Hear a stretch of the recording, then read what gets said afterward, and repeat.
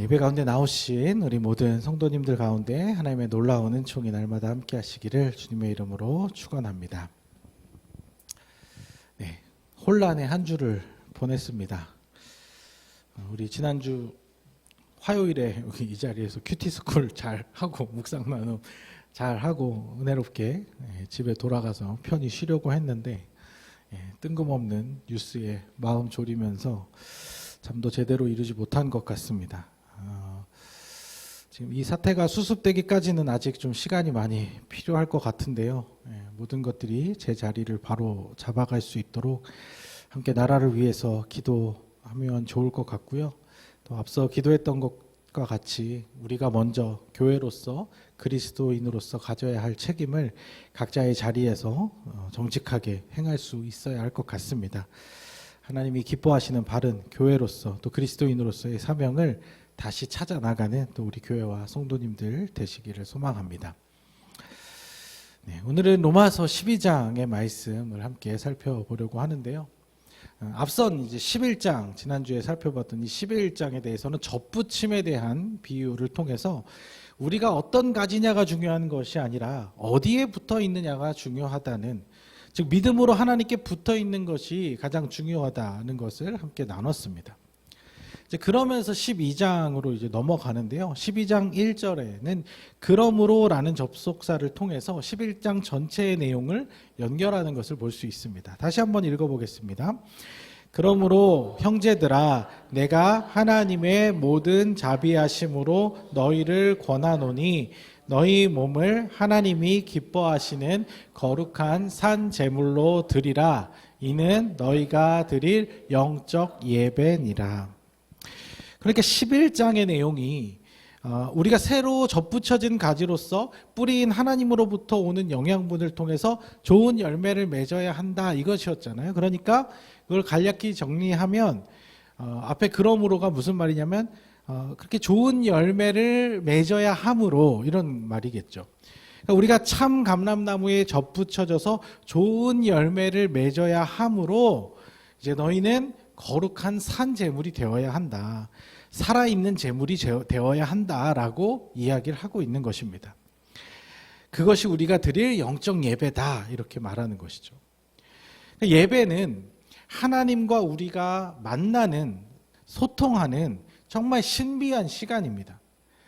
이것은 구약의 제사가 기원인데 구약 시대에는 죄인된 인간이 이 죄라는 것 때문에 하나님께 나아갈 수가 없었잖아요. 그래서 임시 방편으로 이 제물을 하나님께 드린 거예요.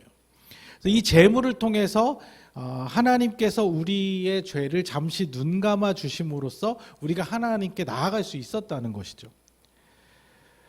그런데 지금은 이제 그때랑은 완전히 다릅니다. 왜냐하면 예수님께서 우리의 모든 죄를 사하시는 화목 제물로서 희생하셨기 때문에 너무나도 감사하게 우리는 더 이상 예배에 나올 때 제물을 가지고 하나님께 나아갈 필요가 없습니다. 예수님의 보혈로 말미암아 더 이상 제물을 제단 위에 올려서 피를 흘리는 이 행위를 반복할 필요가 없어진 것이죠.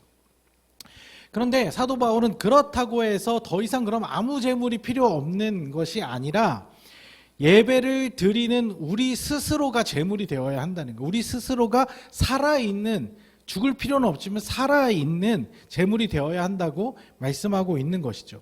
그래서 죽은 거나 마찬가지죠. 그러니까 단순히 어떤 목숨을 끊는 행위가 아니라 우리의 자아를 완전히 내려놓고 하나님께 드림으로써 우리가 제물이 되어야 한다는 거예요. 비록 피 흘림, 어떤 희생 제물은 더 이상 필요가 없어졌지만 우리의 삶 자체를 온전히 하나님께 드리는 그 거룩한 산 제물이 되어야 한다는 것입니다. 이 말씀은 사실 쉽지 않은 말씀입니다. 굉장히 부담스러운 말씀이에요. 그러니까 단지 우리가 예배에 나아올 때 하나님께 무엇을 드리며 나올까 할 때 우리의 소유 중에 일부를 드리는 헌금이나 우리의 중요한 어떤 시간을 할애해서 예배의 자리에 참여하는 것, 아니면 우리가 가진 재능과 열정을 하나님께 드리기 위해서 교회에 필요한 봉사를 몇 가지 하는 그 정도가 아니라 우리의 온 존재 자체를 하나님께 드리는 것, 그것이 진정한 예배, 그것이 영적 예배라는 것입니다.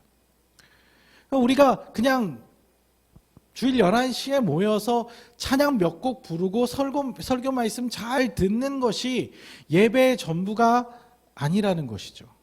내 존재 자체를 하나님께 드리는 것, 내 모든 생각과 마음과 의지, 내 모든 말과 행동과 태도, 그 모든 것이 하나님이 기뻐하시는 존재가 되도록 조율하고 맞춰져 가는 과정이 바로 예배가 된다는 것입니다. 그래서 그 조율해 가는 과정을 통해서 어떤 변화가 나타나야 하는가? 2절 말씀인데요. 함께 읽어보겠습니다. 너희는 이 세대를 본받지 말고 오직 마음을 새롭게 함으로 변화를 받아 하나님의 선하시고 기뻐하시고 온전하신 뜻이 무엇인지 분별하도록 하라. 그러니까 우리가 예배를 통해서 하나님을 계속 자주 만나서 하나님과의 깊은 경험을 통해서 우리를 변화시켜 나간다는 거예요. 어떻게 변화시켜 나냐면 지극히도 죄와 세상을 닮은 우리의 모습이 하나님을 닮은 모습으로 변해가는, 그것이 하루아침에 되지 않을지언정 계속해서 그 하나님과의 깊은 예배라는 이 만남을 통해서 바뀌어가는 것, 그것을 분별해서 하나님을 닮아가는 것, 하나님 기뻐하시는 삶을 살아가는 것, 그 변화를 이야기하는 것이죠. 그래서 우리가 이 세대가 이야기하는 그런 가치관을 본받지 말고 따르지 말고 영향받지 말고 이제는 하나님께 영향을 받으라는 거죠. 하나님의 원래 창조 목적, 원래 우리를 지으신 이유, 우리를 사랑하셔서 다시 살려주신 그 이유가 무엇인지를 우리가 찾아내서 분별해서 그런 삶을 실제로 살아내는 것, 그래서 진짜 하나님의 자녀다운 존재로 변해가는 것, 하나님을 닮아가는 것, 그것이 예배의 목적이고 결과가 되어야 한다는 것입니다. 그래서 바울은 크게 두 가지를 이야기를 하는데 먼저 3절 읽어보도록 하겠습니다. 내게 주신 은혜로 말미암아 너희 각 사람에게 말하노니 마땅히 생각할 그 이상의 생각을 품지 말고 오직 하나님께서 각 사람에게 나누어 주신 믿음의 분량대로 지혜롭게 생각하라. 그러니까 이거 말을 쉽게 얘기하면 하나님이 정해주신, 우리에게 의미 부여해 주시고 목적을 주신 거기까지만 하라는 거예요. 욕심 부리지 말라는 거예요. 하나님이 정해주신 선 이상을 넘어가지 말라는 거예요. 자신의 분수에 맞게 생각하라는 것이죠. 그러니까 바울은 우리가 거룩한 산 제물이 되기 위해서 하나님이 정해주신 그 마땅히 생각할 그 이상의 생각을 품지 말라고 이야기합니다. 이건 앞선 11장과도 마찬가지로 연결이 되는데 우리가 가지일 뿐이라 그랬잖아요. 그러니까 가지는 가지로서의 역할만 하면 된다는 것이죠. 이걸 나무가 아니라 몸이라고 생각한다면 우리는 몸의 한 지체로서 그 지체의 역할을 충실히 감당하면 되는 것이, 그게 우리의 역할이라는 거예요. 자, 손가락이 눈의 역할을 할 필요가 있습니까? 물론 이제 만약에 눈의 기능을 완전히 상실해서 눈이 앞을 볼 수가 없는 상황이 됐다면 손이 그 역할을 대신해야 할 수도 있어요. 그래서 손으로 더듬더듬 거리면서 이렇게 보이지가 않으니까. 그런데 눈이 멀쩡한데, 눈이 눈의 역할을 잘하고 있는데 손이 굳이 눈의 역할까지 하려고 한다면 그건 잘못된 것이, 마땅히 생각할 그 이상의 생각이 된다는 거예요. 욕심이 된다는 거예요. 눈은 눈의 역할을 하고 코는 코의 역할을 하고 입은 입의 역할을 성실하게 수행하면 됩니다. 심장은 심장의 역할을, 간은 간의 역할을, 신장은 신장의 역할을 제대로 잘 하고 있다면 우리는 그것을 바로 건강한 몸이라고 부르는 것입니다. 몸에 전혀 무리가 없이 잘 돌아가고 있다는 것이죠. 하지만 어느 지체 하나라도 그 역할을 수행하지 못하면, 그 기능을 충실하게 해내지 못하면 건강에 이상이 생기는 것이라 할 수 있고, 그에 따라서 우리의 몸은 굉장히 불편해지는 것이죠. 몸뿐만이 아니라 행복한 가정이 무엇입니까? 뭐 어렵게 생각할 것이 없어요. 아버지는 아버지의 역할을, 어머니는 어머니의 역할을, 자녀는 자녀로서의 자신의 신분에 맞는 역할을 서로가 잘 해가면 됩니다. 한 곳에서 어긋나기 시작하면 가정이 힘들어지는 거예요. 행복한 나라가 무엇입니까? 마찬가지죠. 모든 사회 구성원이 각자에게 주어진 역할을 성실하게 수행하면 대체로 그 사회는 잘 돌아간다고 말할 수 있는 것입니다. 그런데 거기서 누구라도 마땅히 생각할 그 이상의 생각을 품고 다른 영역을 침범하거나 자신이 모든 것을 다 통제하려고 한다거나 자기가 다 모든 걸 하려고 하면 거기서부터 문제가 생기는 것입니다. 국회의원들이 국민의 대표로서 국민들의 생각을 잘 파악해서 정치하면 되는데 다른 생각, 자신의 권력을 오래 유지하려고 또는 그 권력을 통해서 뭔가 내가 다른 이득을 얻으려고 하다 보니까 나라가 엉망이 되어가는 것이죠. 대통령은 대통령으로서의 역할을 잘 하면 되는데 왕이 되려고 하니까 나라가 문제가 생기는 것입니다.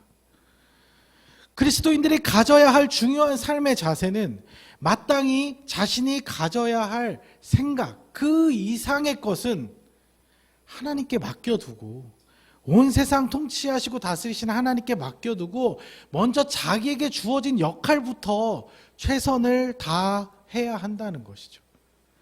그것에 만족하고 그 역할을 충실히 감당하다 보면 하나님께서 더 그 이상의 역할을 주시겠죠. 하나님 주시지도 않는데 자기가 그 이상을 자꾸 하려고 하는 것은 욕심이고 그것이 모든 질서를 다 망가뜨린다는 것입니다. 교회도 마찬가지예요. 바울이 지금 왜 이런 이야기를 갑자기 꺼냈을까요? 초대교회 성도들에게는 어떤 것이 지금 이 시대보다 어떤 것이 더 강력하게 나타났냐면 성령의 은사들이 강력하게 나타났어요. 그러다 보니까 몇몇 성도들, 특히 눈에 드러나는 특별한 은사를 받은 자들이 교회를 자기 마음대로 좌지우지하려는 일이 생겼기 때문입니다. 그래서 6절에서 8절에 바로 그 얘기가 나와요.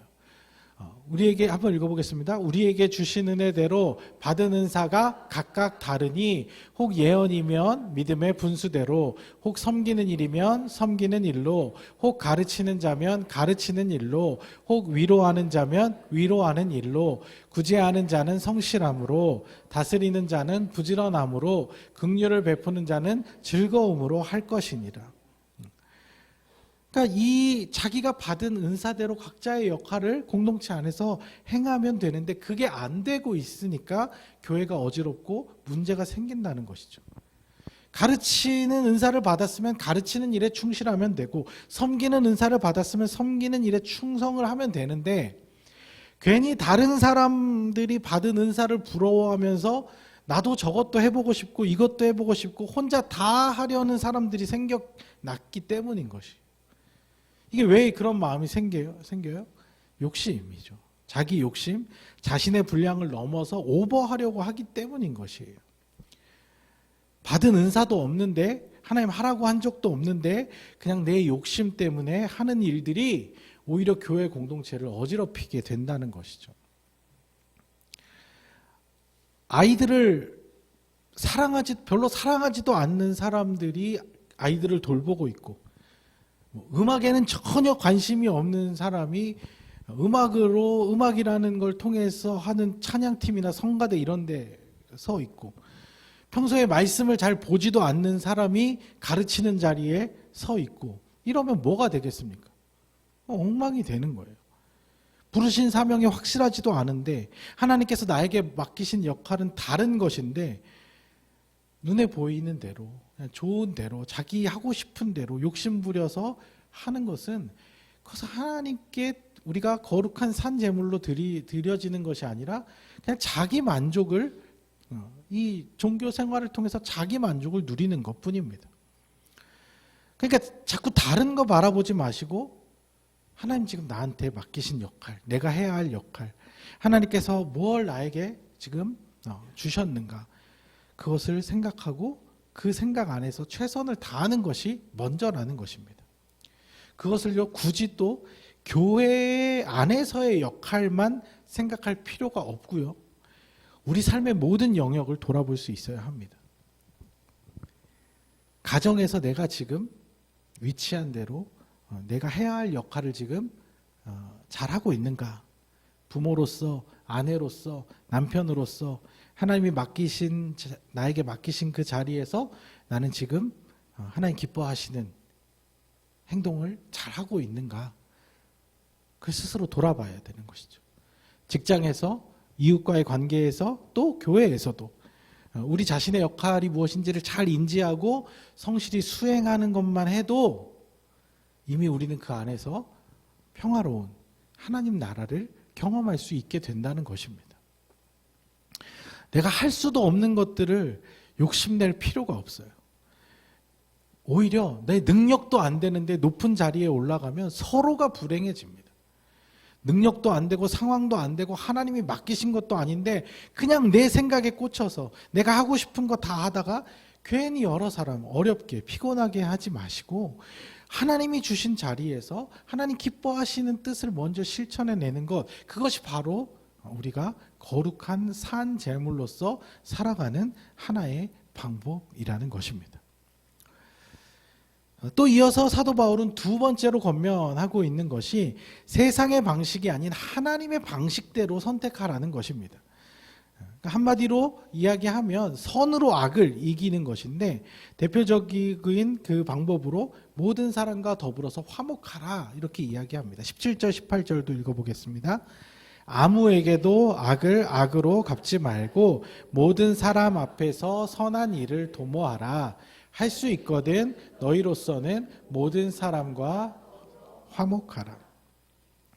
그러니까 이것은 단지 그냥 무조건 착하게만 살아라 이런 뜻이 아니라 여기서 선은 하나님의 방법을 말하는, 하나님 기뻐하시는 방법을 말하는 것이고 악은 죄악된 세상의 방법, 하나님이 싫어하시는, 하나님과 반대되는 방법을 말하는 것이에요. 그러니까 성경은 분명하게 이 죄악된 세상의 방법과 선하신 하나님의 방법이 다르다고, 상충한다고 이렇게 이야기를 합니다. 다른 거 예를 들 거 없이 가장 우리 기독교에서 가장 중요한 핵심적인 것으로 예를 들면 메시아가 온다고 할 때 예수님이 우리의 왕으로서 오신다라고 할 때 세상이 생각하는 방식은 어떤 것일까요? 예수님이 진짜로 왕이 되는 거. 그래서 유대의 왕이 되어서 유대를 다시 일으켜서 온 세상을 정복해 나가는 것이에요. 그래서 중동 지역, 유럽 지역뿐만 아니라 아시아 지역까지 다 정복해서 바다 건너서 아메리카 온 대륙과 오세아니까지 다 정복해서 예수의 나라를 만들고 거기서 예수가 왕이 되면 그게 세상 사람들론 예수님이 왕이 되는, 그걸 생각하겠죠. 이 눈에 보이는 현실 세계만 살아가는 인간이 생각하는 유일한 방법이 그거예요. 실제로 유대인들이 꿈꾸고 바랬던 게 그거예요. 다른 페르시아부터 시작해서 헬라 다 그렇게 중동 유럽 지역을 정복하니까 우리도 하나님이 힘 주시면 우리도 그렇게 될 거라고 믿고 그런 유능한 왕이 언젠가 다시 올 거다, 그 생각만 하고 있었던 거죠. 그런데 한번 생각해 보십시오. 한 인간이 그렇게 세계를 정복한다고 모든 사람의 왕이 되는 것입니까? 역사의 기록으로는 남겠지만 그 죽고 나면 다 끝 아닙니까? 그 사람 살아있는 대략 50년 동안 열심히 전쟁만 하고 다녀도 그냥 그 전쟁하다가 다 끝나버릴 거예요. 하나님의 방식은 이런 인간의 방식이랑은 완전히 차원 자체가 다르다는 것이죠. 모든 사람들을 자기 발 아래 두기 위해서 짓밟는 것이 아니라 모든 사람들을 위해 자기 목숨을 버려서 희생하고 섬기는 것이. 조금 흥분했나 봐요, 제가. 네. 그래서 모든 인류가 인정하든 인정하지 않든 우리를 죄에서 구원하신 영원한 왕이 되시는 거죠. 우리는 영의 세계를 잘 모르다 보니까 이거를 잘 못 받아들이는 사람들도 많지만 이 영의 세계를 이해하면 이것이 비로소 깨달아지는 것이죠. 세상의 방법은 높이 높이 올라가서 지배하고 다스리는 것이지만 하나님의 방법은 낮게 낮게 내려가서 하나님의 아들, 신의 아들이 이 땅 가운데 내려와서 모든 사람들의 곁에서 위로자가 되어주시고 친구가 되어주는 근본적으로 완전히 다른 관점을 가지고 그렇게 하나님의 일을 이뤄 가신다는 것입니다. 그러니까 어쩌면 우리 그리스도인들도 하나님께 영광을 돌린다 이 의미를 아직까지도 너무 인간적인 방식, 세속적인 방식으로 이해하고 있는 것일지도 몰라요. 그러니까 우리는 하나님께 영광을 돌린다 그러면 우리가 성공해서 우리가 높은 자리에 올라가서 뭐 거부가 되든지 세계적인 어떤 상을 받는다든지 아니면 아주 인기 있는 사람이 되는 거 이런 걸 먼저 생각합니다. 그래서 그 높은 자리에서 하나님 잘 믿어서 이렇게 됐어요. 하나님이 나에게 축복해 주셔서 이렇게 됐어요. 하나님이 나를 높여 주셨어요. 이렇게 드러내는 것이 하나님께 영광을 돌리는 것이라고 너무 단편적으로 쉽게 생각을 했던 것이죠. 물론 이 방법이 꽤나 영향력이 있기는 합니다. 하지만 하나님께서 더 기뻐하시는 방법은 우리가 높아짐으로 이루어가는 것이 아니라 각자의 삶의 자리에서 예수님을 닮은 희생과 겸손으로 낮아지고 낮아져서 우리 주변에 있는 사람들, 함께 삶을 살아가는 사람들에게 하나님의 사랑을 느끼게 해주는 그 방법인 거예요. 그래서 작은 한 영혼에게라도 하나님의 사랑을 바르게 경험할 수 있도록 도와주는 것. 그것이 바로 하나님의 나라가 이 땅에 임한다는 것. 참된 하나님의 영광을 드러나는 그런 하나님의 방법이라는 것이죠. 교회도 마찬가지였어요. 거대한 숫자가 모여서 그 압도적인 규모로 하나님께 영광을 돌린다 이런 것만 생각했던 것이죠. 그래서 보자마자 그냥 입이 떡 벌어질 만한 어마어마한 건축물을 지어서 그것을 본 사람마다 그 웅장함에 눌려서 숙연하게 만드는 거. 하나님이 이렇게 위대하시다. 솔로몬이 지었던 그런 성전 그 방식. 근데 그것만이 하나님 높이는 방법이 아니라는 것이죠. 우리나라의 세계에서 제일 큰 교회가 있다 어쩐다 해도 우리가 유럽의 막 그 성당들의 예술적 가치에 비하면 사실 아무것도 아니죠. 근데 그 화려한 성당들 그 다 뭡니까 지금? 예배하는 자리가 아니라 관광지예요, 그냥. 사람들 와서 사진 찍는데. 우리는 그런 눈에 보이는 가치가 아니라 참된 사랑의 가치로 소외당하고 외면받고 아무도 알아주는 사람이 없어서 복음조차 제대로 듣지 못하는 그런 연약한 사람들에게 찾아가서 위로가 되어주는 것, 함께 말벗이 되어주고 그들의 친구가 되어주는 예수님이 우리에게 보여주셨던 그 방법을 우리가 따라가야 하지 않겠습니까? 세상은 나에게 유익이 되는 사람들하고만 친하게 지내고 필요 없는 사람, 안 맞는 사람, 그런 사람들은 언제라도 버리잖아요. 근데 우리는 나와 잘 맞지 않더라도 나에게 별 유익이 되지 않는 사람이더라도 더불어 화목하게 지내면서 함께 삶을 나누는 것. 그렇게 하나님이 기뻐하시는 방법으로 우리가 하나님 믿는 사람들은 뭐가 다르구나. 그렇게 세상을 놀라게 하고 세상 사람들에게 본이 되는 삶을 보여주는 것. 그게 우리가 거룩한 산 제물로서 맺어 나가야 할 열매라는 것이죠. 높아지고 싶으면 높아져도 되는데 그게 내가 하고 싶다고 다 되는 게 아니잖아요. 그건 정말 하나님이 소수의 사람들에게 특별하게 주시는 것들이지 모든 사람들이 다 그렇게 될 수는 없는 것입니다. 오히려 우리는 각자의 우리의 삶의 자리에서 하나님 주신 역할들을 감당하면 되는 것이. 그래서 바울은 특히 인간관계에 대해서 중요한 예시를 한 가지 20절에서 제시하고 있는데 참 감당하기 쉽지 않은 말씀이지만 한번 읽어보도록 하겠습니다. 20절입니다. 내 원수가 줄이거든 목마르거든 마시게 하라. 그리함으로 내가 숯불을 그 머리에 쌓아 놓으라. 이 서로에게 상처만 주는 이 죄악된 세상 속에서 이 미움을 계속 재생산해내는 그런 것이 아니라 우리 그리스도인들이 그 미움의 관계를 이제 끊어내는 사람들이 되어야 한다는 것이죠. 그 자리에 사랑을 대신 채우는 것. 그래서 내 손으로 보복하고 싶지만 그것은 하나님의 손에 맡겨두고 우리는 그 미움을 끊어내려고 억울하고 이것이 정말 부당하고 너무나 힘들지만 하나님께서 심판하시도록 하나님의 손에 맡겨두고 우리는 우리의 삶에서 그 미움이 재생산되는 것이 아니라 사랑으로 바뀌어갈 수 있도록 삶으로 바꿔내는 것, 그것이 우리의 그리스도인에게 주어진 역할이라는 것이죠. 얼마나 어려운 일입니까 이게. 말이 쉽지.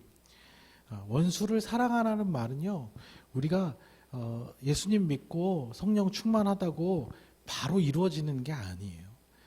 그것은 제가 볼 때는 예수님이 우리에게 그 말씀을 하신 것은 마지막 최종 단계 같이 느껴져요. 우리가 정말 믿음으로 살다가 정말 마지막 순간이 돼야 이룰 수 있는, 그 전까지는 참 우리가 감당하기 어렵지만, 그래서 참 부담스럽지만, 그럼에도 불구하고 예수님이 십자가에서 그것을 행하셨기 때문에 우리가 그걸 바라보고 따라가는 것이죠. 우리는 그동안 예수님을 믿긴 믿었지만, 예수님을 믿는다고 하지만 실제로는 세상의 가치에 더 많이 영향을 받고 그렇게 살아왔던 것 같아요. 이제는 그 세상의 가치를 깨고 나와서 세상 사람들이 하는 흔한 일반적인 방식이 아니라 하나님이 보여주신 방법대로 살아가는 그 거룩한 산 제사로서의 삶을, 산 제물로서의 삶을 살아가야 한다는 것이죠.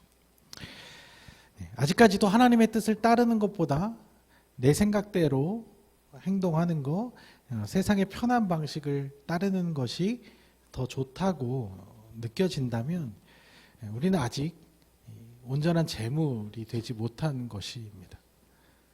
너무 살아있긴 살아있는데 너무 살아있어서, 날뛰고 있어서 도저히 제단 위에 올릴 수 없는 그런 상태인 것이죠. 우리가 거룩한 산 제물이 된다는 것은 우리의 살아있는 의지와 결단으로 하나님의 방법을 기꺼이 선택하는 그런 삶을 말하는 것입니다. 내 욕심보다, 세상의 가치보다 하나님의 방법이 더 좋다고 인정하면서, 어쩌면 그것이 세상의 방식과는 완전히 다른 것이어서 너무 불안하고 두렵고 떨리고 잘 안 되더라도 하나님만을 신뢰하며 그렇게 살아보려고 힘쓰는 것, 그것이 바로 거룩한 산 제물로서의 삶이라는 것이죠. 쉽고 가볍게 여길 수 있는 그런 도전이 아닙니다. 하지만 너무나도 분명하고 확실한 도전입니다. 우리가 입으로만, 말로만, 생각으로만 하나님을 찾는 자들이 아닌 하나님의 길을 한 걸음 한 걸음 묵묵히 살아갈 수 있는 그런 우리의 삶이 되기를, 우리 모든 성도님들이 되기를 주님의 이름으로 축복합니다.